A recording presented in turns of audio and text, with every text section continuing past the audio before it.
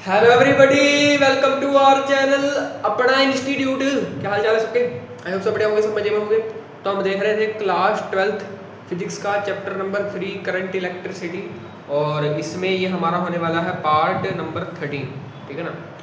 पिछले पार्ट में आपको मिल गया होगा पिछला पार्ट जिसमें हमने देखा सेल्स, ईएमएफ, टर्मिनल वोल्टेज, ठीक है ना, इन सब की चर्चा की, क्या क्या होती है इंटरनल रेजिस्टेंस, ठीक है ना, इन सब की चर्चा की।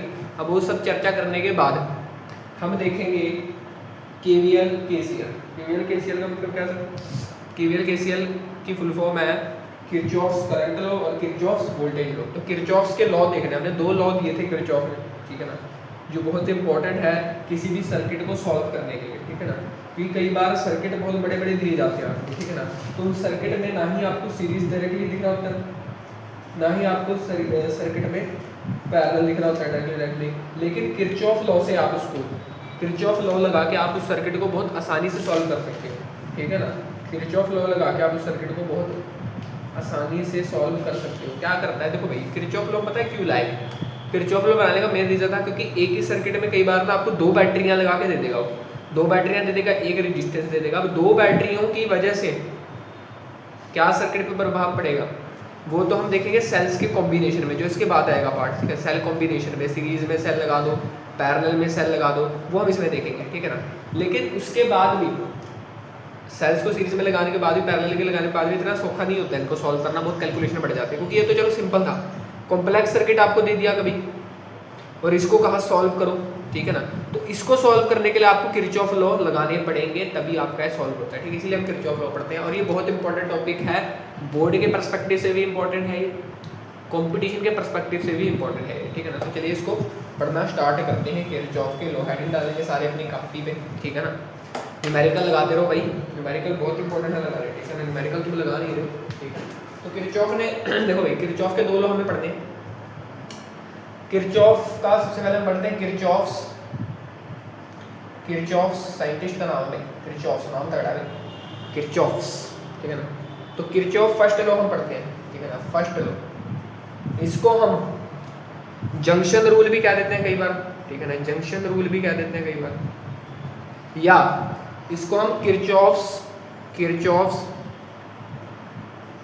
करंट लॉ भी कह देते हैं, करंट लॉ, इसी की शॉर्ट फॉर्म बनाई हुई है KCL, Kirchhoff's current law KCL, ठीक है ना। इसके बाद जो सेकंड पढ़ेंगे उसको KVL बोलते हैं, ठीक है ना, किरचॉफ वोल्टेज लॉ, ठीक है।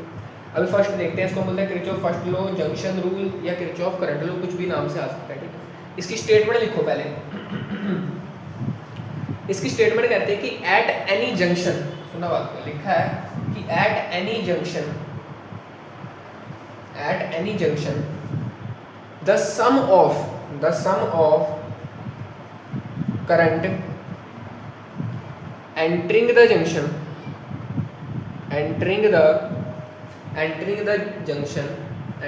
junction is equal to the sum of current leaving that junction। क्या बोल दिया सर आपने? जंक्शन वर्ड देखो बहुत बार आया, इसलिए इसका नाम जंक्शन रूल कर रखा है, जंक्शन, ठीक है ना। तो जंक्शन भी आया, करंट भी आया, करंट, ठीक है ना। तो जंक्शन वर्ड आया, करंट, तो आपको पता है जंक्शन क्या होता है सर? देखो भाई, जंक्शन का क्या मतलब होता है? जंक्शन एक ऐसा पॉइंट होता है एक सर्किट में, जंक्शन एक ऐसा पॉइंट होता है जहाँ पर 3 और मोर वायर्स मीट, जहाँ पर 3 या उससे ज़्यादा वायरें मिलती हैं आपस में, 3 और मोर वायर्स मीट, उसको हम बोलते हैं जंक्शन, ठीक है, ठीक है। 2 के लिए भी वैसे तो 3 के लिए होता है, ठीक है ना। जंक्शन क्या होता है? जंक्शन एक ऐसा पॉइंट है, या ऐसा नोड भी कई बार इसको बोल देते हैं, नोड भी इसको हम कई बार बोल देते हैं, नोड भी एक पॉइंट की तरह ही है, गांठ होती है ना नोड, तो ये भी सारे तार को बांध के रखता है, ठीक है। तो नोड जंक्शन एक ऐसा पॉइंट है जहाँ पर 3 या उससे ज़्यादा वायरें मीट करती है, 3 या उससे ज़्यादा, ठीक है ना। एग्जाम्पल देखो, ये मान लो 3 वायर है, ठीक है ना, 1 2 3, यहाँ इस पॉइंट पर ये तीनों वायरें मीट करेंगे, तो 3 या उससे ज़्यादा वायरें जिस पॉइंट पर मीट करें उस पॉइंट को क्या बोलेंगे? जंक्शन बोलेंगे। ये इन तीनों वायरों का क्या है? जंक्शन है, यहाँ पे तीनों वायरें मीट कर रही है, ठीक है ना। देखो जंक्शन शब्द आपने रेलवे स्टेशन पे भी सुना होगा, रेलवे स्टेशन में जहाँ 2 पटरियाँ 3 पटरियाँ मिल जाते हैं उसको हम जंक्शन बोलते हैं ना, जंक्शन, रेलवे जंक्शन, कोई जंक्शन होता है, ठीक है ना। तो जंक्शन मतलब मिलना, एक तरह से मिलना। आप इंग्लिश में पढ़ते हो कंजंक्शन, पढ़ते हो ना, इंग्लिश में आप पढ़ते हो कंजंक्शन। कंजंक्शन क्या करते हैं, दो वर्ड्स को जोड़ देते हैं। एंड कंजंक्शन में क्या आता है, एंड आता है, बट आता है, ठीक है ना, ऑफ आता है, ऑफ तो नहीं आता एंड आता है, बट आता है, नाइदर आता है, आइदर आता है, कुछ ऐसे होता है कंजंक्शन, अब तो मैं भूलेगा, ठीक है।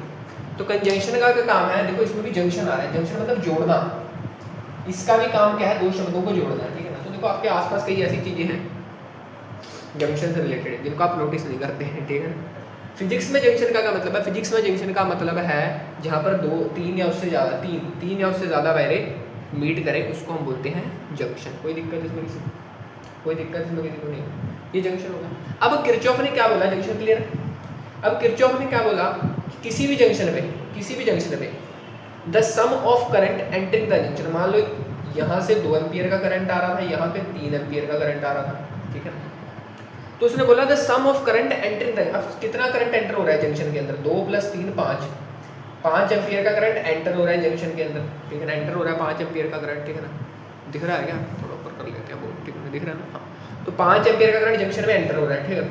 अब इज इक्वल टू, आगे बोलता है is equal to the sum of current leaving that junction, बोलता है ये बराबर है किसके, the sum of current leaving that junction. अब जो इस जंक्शन से बाहर जाएगा ना, ये जंक्शन था इसके अंदर, और ये अब इसके बाहर जाएगा, इसके बाहर कितना करंट जाएगा, वो इक्वल होगा sum of current leaving that junction, ठीक है, वो इक्वल होगा सम ऑफ करंट, मतलब इसके बाहर भी 5 एम्पियर का ही जाएगा आउट, ठीक है ना। मतलब जितना करंट बाहर से आया उतना ही करंट, सॉरी जितना करंट इसके अंदर आया उतना ही करंट इसने बाहर फेंक दिया, जितना करंट जंक्शन में आया उतना करंट बाहर। सिंपल लॉजिकल सी बात है, ठीक है ना। जहाँ पे 2 एम्पियर है, 3 है, दोनों मिलके 5 एम्पियर हो गया, सिंपल सी बात बोली किसने, किरचॉफ ने, ठीक है ना। किरचॉफ ने सिंपल सी बात बोली कि sum of current leaving entering the junction is equal to sum of current leaving that junction. कोई दिक्कत इसमें नहीं, कोई दिक्कत इसमें नहीं, कोई, ठीक। अब इसको एक और सर्किट पे समझते हैं। देखो मान लो आपके पास कुछ इस प्रकार का सर्किट है, ये ऐसे है, मतलब आपके पास 4 नोड्स हैं, ऐसे 4 वायरें जुड़ रही है, देखिए पड़ती है, ये भी जंक्शन है, 3 से ज़्यादा होना चाहिए, बस जंक्शन ही जंक्शन है। अगर मैं 6 भी जोड़ूँ तब भी ये जंक्शन ही जंक्शन है, ठीक। तो ये जंक्शन होगी, ठीक है। अब जंक्शन में मान लो मैं यहाँ से भी करंट आ रहा है, यहाँ से भी करंट आ रहा है, यहाँ से आ रहा है 1 एम्पियर का करंट, यहाँ से आ रहा है 2 एम्पियर का करंट, ठीक है।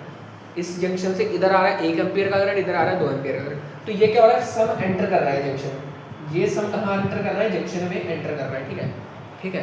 अब आपको कह रखा है कि इस वायर से अगर इधर की तरफ, अगर सुनना बात को ध्यान से, इधर की तरफ अगर मान लो अगर 1.5 एम्पियर का करंट जा रहा है किसी वजह से, ठीक है ना। अगर मान लो इस तरफ 1.5 एम्पियर का करंट जा रहा है, यहाँ आई करंट जा रहा है, आपसे आई की वैल्यू पूछ ली, बताओ कितनी है, कैसे बताओ, ये रूल लो, किरचॉफ का लॉ लगा के, किरचॉफ का लॉ कैसे लगाएंगे, तो इसने कहा कि sum of current entering the junction is equal to sum of current leaving. देखो यहाँ से ये दोनों एंटर हो रहे हैं, ये दोनों लीव कर रहे हैं, ऐसे दूर जा रहा है। देखो ये जंक्शन पॉइंट है, सबसे पहले जंक्शन पॉइंट पहचानो, ये जेपी है, ये जेपी है जंक्शन पॉइंट। अब इस जेपी के अंदर इसके पास आ रहे हैं, मतलब ये एंटर कर रहे हैं, और जो दूर जा रहे हैं वो लीव कर रहे हैं। तो सम ऑफ करंट कितना आएगा, 1 + 2, ये सम है, इज इक्वल टू लीविंग वाले कितने, 1.5 + i, 1.5 + i, कोई दिक्कत नहीं। 1 + 2 3 इज इक्वल टू 1.5 + i, ठीक है। 3 - 1.5 इज इक्वल टू i, तो i कितना हो गया, 1.5 एम्पियर। तो यहाँ से आप किरचॉफ के लॉ लगा के भी इसको निकाल सकते हो सिंपली, ठीक। तो ये इसकी एक एप्लीकेशन आप समझ सकते हो, ठीक है ना।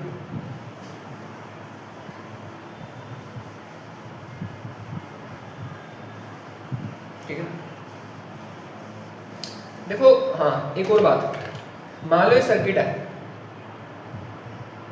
ये ऐसा सर्किट है, मान लो ऐसा सर्किट आपको दे दिया कभी पेपर, ठीक है। तो इस सर्किट में ये पॉइंट जंक्शन है क्योंकि यहाँ पे 1 2 3 वायरें मीट कर रही हैं, ठीक है। ये पॉइंट जंक्शन है क्योंकि यहाँ पे 1 2 3 वायरें मीट कर रही हैं, ठीक है। लेकिन ये पॉइंट जंक्शन नहीं कह सकते आप, क्योंकि सर यहाँ पे सिर्फ 1 और 2 वायरें मीट कर रहे हैं, इसको हम नाम दे देते हैं नोड, इसको हम सिर्फ नोड नाम देते हैं, ठीक है। जंक्शन नहीं बोल सकते आप इसको, तो उसको आप नोड कह सकते हो, ठीक है। वैसे तो जंक्शन वाले पॉइंट को, जंक्शन जो होता है ना, सुनना बात को, जंक्शन को भी कई बार नोड कह दिया जाता है, जंक्शन को भी कई बार नोड कह दिया जाता है, लेकिन जंक्शन को जंक्शन कहना ही सही है। नोड का बेसिकली लिटरल मतलब क्या है, नोड आप कहोगे ना, अगर सिर्फ 2 वायर्स के लिए यूज होता है नोड 2 वायर को कनेक्ट करने के लिए नोड यूज होता है। जब 2 वायरें मिल रही हो ना, तो उसके लिए आप नोड सही रहता है यूज करना, ठीक है। नहीं तो आप इंटरनेट वगैरह या बुक वगैरह में पढ़ोगे कई बार वो जंक्शन नोड को मिक्स कर देता है, लेकिन जंक्शन अलग चीज़ है, नोड अलग चीज़ है। मैंने भी स्टार्टिंग में पहले बोला था कि जंक्शन कह लो, नोड कह लो, ठीक है ना, ठीक है ना, लेकिन दोनों में थोड़ा सा फर्क है, स्लाइड सा फर्क है कि नोड यूज़ करते हैं 2 वायर के कनेक्शन के लिए, ठीक है ना, लेकिन जंक्शन आप यूज़ करोगे 3 या 3 से ज़्यादा के लिए, बात खत्म है। तो सही क्या है इसका, मतलब सही फॉर्मूला क्या है इसका कि आप जंक्शन यूज़ करना हमेशा 3 या 3 से ज़्यादा वायर को दिखाने के लिए, नोड यूज़ करना अगर 2 वायर कनेक्ट हो गए। सही बात ये है, ठीक है, कोई दिक्कत इसमें किसी कोई आप इसमें वो मत करना आपत्ति, ठीक है ना। अगर कई बार जंक्शन को किसी ने नोड कह दिया तब भी कोई आपत्ति मत करना, कई बार कह देते हैं, ठीक है, ले मैंने, क्योंकि नोड का मतलब ही ज्वाइनिंग ही होता है, जंक्शन भी ज्वाइनिंग है। लेकिन सही क्या है, सही है कि 2 वायरें मीट कर रहे हैं उसको नोड बोलेंगे, 3 वायरें मीट कर रही हैं तो उसको 3 या 3 से ज़्यादा जंक्शन बोलेंगे, ठीक है। ये भी बात अपने रजिस्टर पे इंपॉर्टेंट नोट बना के लिख लो। सही क्या है, आप मैंने अंदर की बात बता दी, सही बात, ठीक है, अरे ठीक है। अब सुनना, अब हमें एक कन्वेंशन लेते हैं, हम क्या लेते हैं, कन्वेंशन लेते हैं। कन्वेंशन मतलब क्या, एक साइन कन्वेंशन लेते हैं, एक साइन कन्वेंशन लेते हैं। क्या साइन कन्वेंशन लेते हैं कि जो एंटर कर रहा है जंक्शन में करंट, एंटरिंग करंट, जो करंट जंक्शन में एंटर कर रहा है उसको हम पॉजिटिव लेते हैं, और जो लीव कर रहा है उसको हम नेगेटिव लेते हैं। क्यों सर, ऐसा क्यों करते हैं, ऐसा क्यों करते हैं, ताकि हम एक लॉ लगा सकें। लॉ क्या रहता है कि जो समेशन आई होगा, सुनना बात को, समेशन आई 0 होगा, कहाँ पर 0 होगा, ये समेशन का साइन है, सिग्मा बोल देते हैं इसको, ठीक है। जो समेशन आई है वो 0 होगा, जो समेशन आई है वो 0 होगा, कहाँ पर, एट जंक्शन, जंक्शन वाले पॉइंट पर, जंक्शन वाले पॉइंट पर, सुनना फिर से, जंक्शन वाले पॉइंट पर करंट का सम 0 होगा। कैसे सर, देखो ना, एग्जांपल ले लो, ये 2 एम्पियर था, ये 3 एम्पियर था, तो लीव कितना करेगा, 5 एम्पियर। अब बोला है कि सर एंटर वाले को पॉजिटिव ले लो, लीव करने वाले को नेगेटिव ले लो, तो इस पॉइंट पर कितना करंट आएगा, ये दोनों मिल रहे हैं यहाँ पर, ये दोनों मिल रहे हैं, तो 2, ये पॉजिटिव है, 2 + 3, ठीक है ना, और कितना है इस पॉइंट पर, -5, तो 2 + 3 5, -5 0, तो इसलिए हमने ये नेगेटिव लिखा, ठीक है ना, ताकि हम ये वाला लॉ बिल्कुल सही लगा सकें, ठीक है ना, ठीक है ना, ठीक है ना, सिंपल है, ठीक है। तो ये हम कन्वेंशन लेते हैं, ठीक है। अब सुनना बात को, ये लॉ है ना, क्वेश्चन आ जाता है, नोट करके लिखना important, this law is based on, किस चीज पर बेस्ड है, लॉ ऑफ, या फिर लिख लो, this law is based on principle of conservation of charge, ये ठीक, principle of conservation of charge, conservation of charge पर ये लॉ बेस्ड है, कंजर्वेशन ऑफ चार्ज, ठीक है ना, कंजर्वेशन ऑफ चार्ज पर ये लॉ बेस्ड है। ये लॉ क्या मानता है, कंजर्व रहेगा चार्ज, कंजर्व ही तो है, देखो तभी तो बोला है कि जितना चार्ज एंटर करेगा उतना ही चार्ज लीव कर लेगा। करंट कैसे बनता है भाई, करंट क्या होता है, charge per unit time, time तो चलो टाइम मतलब चार्ज ही है एक तरह से, करंट का रिलेशन किसका है, चार्ज के साथ है, तो मतलब जितना चार्ज, जितने इलेक्ट्रॉन आएंगे, करंट किसकी वजह से, इलेक्ट्रॉनों की वजह से है, जितने इलेक्ट्रॉन आएंगे उतने इलेक्ट्रॉन लीव कर जाएंगे, तभी तो सम सेम रहेगा। और जो आ रहे हैं उनको हमने पॉजिटिव ले लिया, जो जा रहे हैं उसको हमने नेगेटिव ले लिया, दूर जा रहे हैं ना नेगेटिव ले लिया, साइन कन्वेंशन ले लिया हमने अपने आप से। वैसे करंट क्या है, स्केलर है, ठीक है ना, टेंसर ऑफ रैंक 0 स्केलर बोलते हैं, ठीक है ना, स्केलर है करंट, ठीक है ना। तो एंटर कर रहा है करंट, पॉजिटिव लीव कर रहा है करंट, नेगेटिव। अब सुनना बात को ध्यान से, तो इसीलिए इस पॉइंट पर हमने करंट देखा तो हमेशा कितना आएगा, सम करेंगे सारे करंट का इस पॉइंट पर 0 आएगा, सम करेंगे सारे करंट का इस पॉइंट पर समेशन आई 0 आएगा, ठीक है। अब ये लॉ किस पर बेस्ड है, principal of conservation of charge पर, चार्ज हमेशा कंजर्व, जितना चार्ज आएगा उतना ही लीव करेगा, बात का कोई दिक्कत नहीं, ये कोई दिक्कत नहीं, ठीक है। This law is based on principle of conservation of charge, clear है, ठीक है। अब कई बार क्या होता है, ये पॉइंट इंपॉर्टेंट है, नोट कर लेना, बोर्ड एग्जाम में कई बार पूछ लेता है कि किरचॉफ का फर्स्ट लॉ किस प्रिंसिपल पर बेस्ड है, ठीक है ना। अब सुनना बात को, कई बार क्या आप क्वेश्चन करोगे, अगर आपका आई नेगेटिव आ जाएगा, कई बार क्या होगा, आपका आई नेगेटिव आ जाएगा, सर आई नेगेटिव कैसे आ गया, तो स्केलर क्वांटिटी थी, आई नेगेटिव कैसे है, क्योंकि हमने साइन कन्वेंशन माना ना, कई बार नेगेटिव भी आ जाता है इस वजह से, ठीक है। तो अगर आई आपका नेगेटिव है, इसका मतलब घबराना मत घबराना मत, जब आई नेगेटिव आ गया कहीं दिल पे हाथ रख लो, है सर ये क्या हो गया, आई नेगेटिव कैसे आ गया, रिजेक्ट कर दो सर इसकी वैल्यू ना। अगर आई आपका नेगेटिव आया तो इसका मतलब है कि your assumed direction is opposite of actual direction, ठीक है ना, कि जो आपने डायरेक्शन अज्यूम की थी, कई बार हम अज्यूम करके चलेंगे ना कि करंट यहाँ जा रहा है, हमें पता नहीं करंट कहाँ से, तो हम अज्यूम कर लेंगे करंट यहाँ पे है, लास्ट में जब हम वैल्यू निकालने लगेंगे करंट की तो वो नेगेटिव आ जाएगी, नेगेटिव का मतलब हमारी डायरेक्शन गलत थी, हमने डायरेक्शन गलत अज्यूम कर दी, मतलब करंट यहाँ से जाएगा, ठीक है। बाकी वैल्यू आपकी सही आएगी, लेकिन कई बार आपका आगे माइनस का साइन आएगा। माइनस के साइन का मतलब क्या, करंट हमेशा पॉजिटिव होता है। माइनस के साइन का मतलब क्या कि आपने डायरेक्शन अपोजिट ली, इसीलिए इसको फिर से दोबारा ठीक कर लेना डायरेक्शन। तो बस इतना सा मतलब है, इसमें ज़्यादा कुछ खपाई क्वेश्चन करेंगे और क्लियरिटी मिलेगी, ठीक है ना। मैंने आपको पहले बता दिया ताकि आप डरो मत, ठीक है। क्लियर है, क्लियर, ठीक है। अब डिस्कस करते हैं किरचॉफ का सेकंड लॉ। ये तो सिंपल था, कोई दिक्कत नहीं थी इसमें। अब डिस्कस करेंगे किरचॉफ का सेकंड लॉ, ठीक है ना, जिसको हम लूप रूल बोलेंगे, ठीक है ना, और इसको हम KVL बोलेंगे, KVL, ठीक है, ठीक है। तो ये है किरचॉफ का सेकंड लॉ। किरचॉफ भाई ने तगड़े तगड़े लॉ दिए भाई, ठीक है ना। किरचॉफ का सेकंड लॉ, इसको हम कई बार लूप रूल भी कह देते हैं, ठीक है ना, और इसको हम किरचॉफ्स वोल्टेज लॉ भी कह देते हैं, जिसको शॉर्ट में बच्चे KVL करके, आजकल फैंसी वर्ड चल पड़े ना। आपने KCL KVL सर्किट कर लिए, ठीक है ना। आपसे पूछता है KCL KVL हो गया भाई तेरा, KCL KVL हो गया, बच्चा बैठे सिर पे हाथ रख के पता नहीं क्या है भाई चाहिए। आजकल बच्चा जेंजी है ना, जो जेंजी है ना, हर चीज़ की शॉर्ट फॉर्म ढूंढते हैं, KVL KCL, ठीक है ना। इनको थैंक यू लिखना होता है, इनको थैंक यू लिखना होता है, TY लिख के चलो जी थैंक यू हो गया, ठीक है। इनको गुड मॉर्निंग लिखना होता है, GM गुड मॉर्निंग, हमें पता नहीं आगे क्या है, GM क्या लिखा जाए इसमें, ठीक है। तो शॉर्ट फॉर्म में सोच के पता नहीं क्या सोचते हैं, किसका क्या नहीं क्या आ रहा है, भला पूरा बोलो यार। किरचॉफ वोल्टेज लॉ, इतना प्यारा नाम है इसका, KVL KCL भाई साहब, ठीक है। तो चलो कोई बात नहीं, आजकल ट्रेंड बन गया तो क्या करें, ट्रेंड के साथ चलना पड़ता है भाई, ठीक है ना। जो ट्रेंड के साथ नहीं चलता फिर वो अपना अलग ट्रेंड बना लेता है, ठीक है ना। हमारी तरह जो ट्रेंड के साथ नहीं चलता अपना अलग ट्रेंड बना लेता है, ठीक है। तो चलो देखते हैं, ज़्यादा बातें नहीं करते, ठीक है ना। तो ये सेकंड लॉ क्या कहता है, ये कहता है भाई देखो, फर्स्ट लॉ बात कर रहा था करंट में, किरचॉफ ने कहा भाई करंट पे तो बात हो गई। अब किरचॉफ जी कहते हैं कि चलो वोल्टेज पे भी मैं थोड़ी बहुत ही बातें इनको बता देता हूँ, इनको पता तो है नहीं कुछ इनको पता तो है नहीं कुछ, मैं ही बता देता हूँ। किरचॉफ जी ने कहा कि the algebraic sum of change in potential या delta V, change in potential क्या होता है, डेल्टा V, पोटेंशियल का difference, change in potential, change हो रहा है कुछ, ठीक है ना। The algebraic sum of change in potential around a closed loop, ध्यान सुना, क्लोज लूप इसमें इंपॉर्टेंट है, इज जीरो, प्यारी बात, ऑलवेज भी लिख लो, कोई दिक्कत नहीं, जीरो, ठीक है, ये दोनों बातें इंपॉर्टेंट, ठीक है, लिख लो इसको।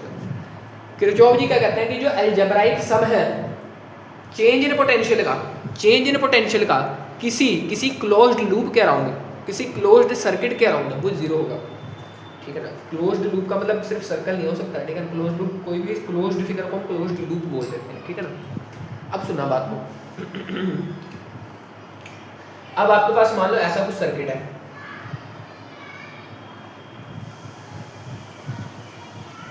ठीक है, ऐसा कुछ आपके पास क्या सर्किट है। अब किरचॉफ जी कहते हैं कि अगर आपके पास ऐसा कोई क्लोज लूप है, अगर आपके पास ऐसा कोई क्लोज लूप है, तो जब आप इसको पूरा ऐसे घूम के क्लोज लूप में, जब आप इसको ऐसा पूरा घूम के आप इसकी वोल्टेज ऐड करोगे, तो इसके जब आप घूम के पूरी वोल्टेज ऐड करोगे तो समेशन डेल्टा भी हमेशा जीरो आएगा। अब समझाता हूँ इसको अच्छी तरह, कितना नोट करो मैं, किसके लिए, क्लोज्ड लूप के लिए। किरचॉफ जी ये कहते हैं, ठीक है, किरचॉफ जी ये कहते हैं, देखो अब इसमें भी कुछ साइन कन्वेंशन लेते हैं। किरचॉफ जी वो कहते हैं कि पोटेंशियल जब गेन होगा, पोटेंशियल जब गेन होगा तो हम उसको पॉजिटिव लेंगे, जब सॉरी जब ड्रॉप होगा तो उसको हम नेगेटिव लेंगे, कन्वेंशन है भाई, तभी आते हैं सारी चीज़, ऐसे बात नहीं बनती।